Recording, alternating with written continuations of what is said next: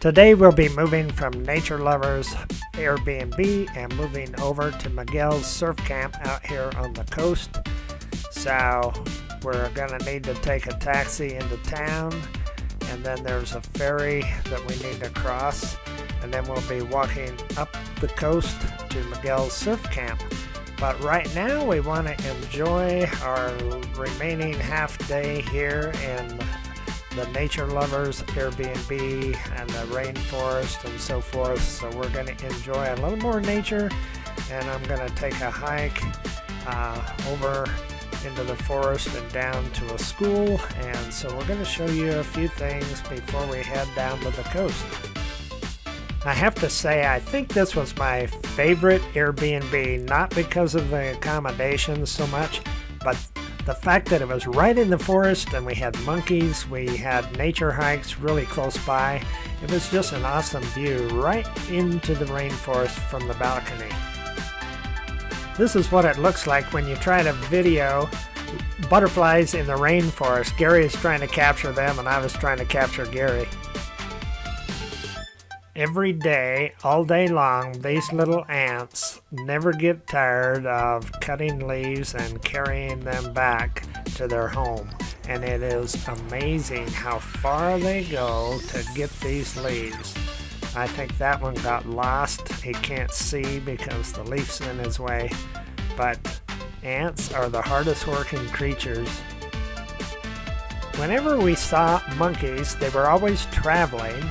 They're traveling in families or groups of 20 or 30 or more together, and they're always just passing through, and they are so determined to not be on the ground. They're always traveling through the trees in the air. It's pretty amazing. These would come through once or twice a day, black and white-faced monkeys. Very interesting to watch how they can run on those branches, and then they'll just leap and grab onto a branch on a neighboring tree. This one was a little scared to take the leap. They always catch a tree on the way down.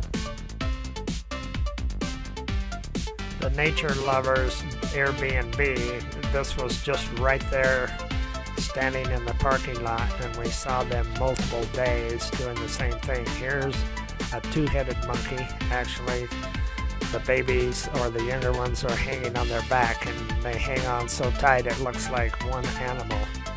And the extra effort of jumping through the air with somebody on your back.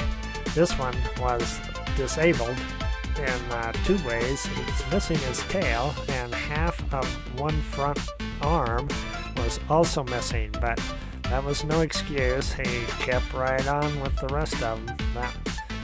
He's a survivor. On my hike down to the school, right alongside the road, I found this plant that demonstrates the damage that these leafcutter ants are creating. When they attack a plant, you have these nice leaves like this, and when they decide to start cutting them, they can strip all the leaf and just leave that little stalk. That's pretty amazing.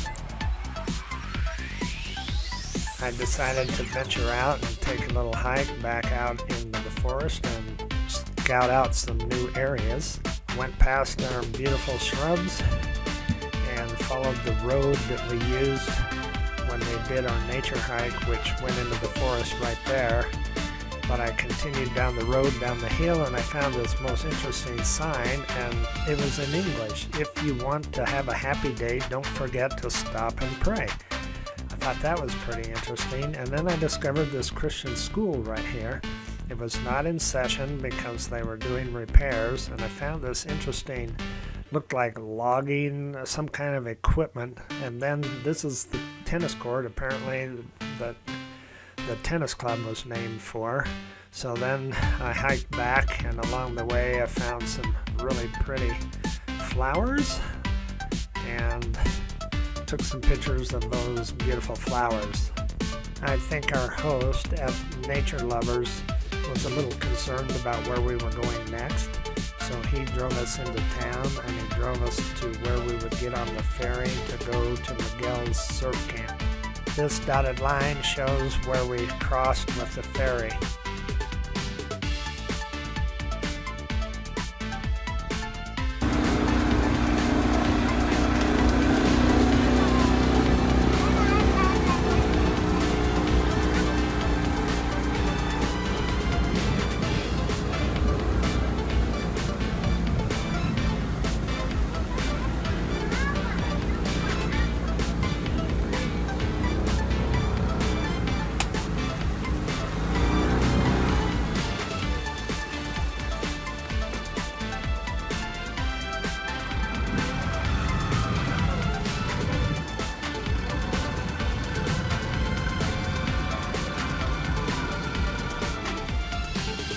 This is where it really felt like we were transitioning into a third world country. The electrical systems were astounding. The street was rolling dirt and had mud puddles and just kind of shacky, and the electrical systems were draped along the roads like you couldn't believe. Here you can see that they're holding the electrical power line up with a bamboo pole that's just sitting there on the ground, and people are hanging their laundry on the barbed wire fences. It was sandy because it's pretty much right on the beach. The beach is just right over there, but this electrical system is a little scary, don't you think? Yeah. They are just grateful to have electricity at all. If our regulations were imposed on these people, they would be homeless and they wouldn't be able to afford electricity at all. We weren't quite sure where we were going, but we just kept walking and walking and wondering if we had passed it or not. Oh, there it is, Miguel's surf camp. We found it. This trail leads down to the surf camp and to the beach. Let's take a look around. They have to rake the leaves on this dirt to keep it groomed every day. We found the trail down to the beach and to Miguel's surf camp.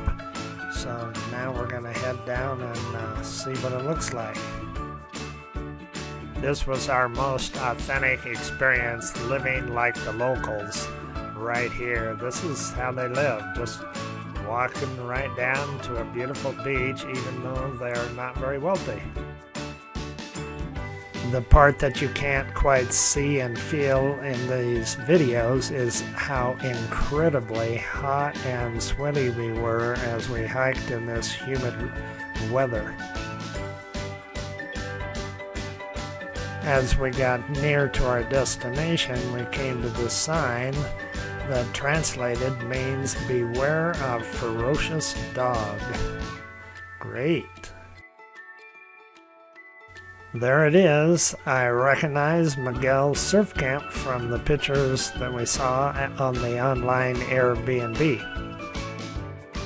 And here come the dogs to greet us. This is where we eat breakfast, and that's the main office. This shower tree, that surfboard that's right there, up in the tree there's kind of a shower nozzles so that you can wash the sand off you when you come back from the beach, and the beach is just out beyond where you can see these trees. The beach is our happy place, and the beach was so private and quiet. Breakfast right here on these pallets. This is where we ate breakfast, and this became our deluxe 2-story house for the 2 nights that we stayed there. No air conditioning, but it did have a shower of sorts. And this was our little trail from the road down to our house. And this is the doorknob, the lock. And they encourage us to have it locked at all times, mainly to keep the dogs out, because the dogs have fleas. And there again, this is where we ate breakfast. This is looking around the camp. Miguel was a great guy, spoke really good English. This is our water tank. These are the little shelters that other people were staying in right here at his place. And there's a common area right here with solar cells. You can charge your cell phones. This is looking around. There's a public shower inside this area. Luckily, because we had that two-story building, we didn't have to use these facilities with all the other people that were staying in his place. But this is a very interesting operation that he has going here, with just basically little shacks that he rents out to people that are roughing it. And they came from Germany and Switzerland and Sweden and UK, all over the place. People were coming, tourists from Australia. It was pretty interesting. So we enjoyed it. It was an education, but it was definitely not a five-star hotel. This is the front side of our two-story deluxe cabina that we paid 30,000 colones per night, and this is the back side. You can see the shower room right there on the back that bubbles out. We had the luxury of electricity. This is the main breaker for the electricity in this house. You can see the wires running over to the light, and they run over here, and they have splices that are just the old-fashioned kind. Comes down to an outlet where you can charge your phone and a light switch. And we have a little kitchen over in the background there where you can see a cook plate. We also have a refrigerator, and we have a kitchen sink, and the luxury of an indoor toilet right here, and a shower. It's cement, so at least you can get cooled off, and there's no shower nozzle. It just pours out right there, and this is how you turn your shower on. Let's head out to the beach where we can get cooled off. It's right out beyond those trees, and it was amazing. It was private. We were the only people there. It's an awesome beach, nice and flat, nice and sandy, really nice on your feet, and the water is bathtub temperature, so it's not freezing like California, but it's cool enough to cool you off and enjoy. While the ladies were relaxing on the beach, Gary and I went exploring way down the beach to see what we could find. I like to run on the beach in the water that's shallow, and that's why the camera's bouncing up and down and you can hear my feet splashing.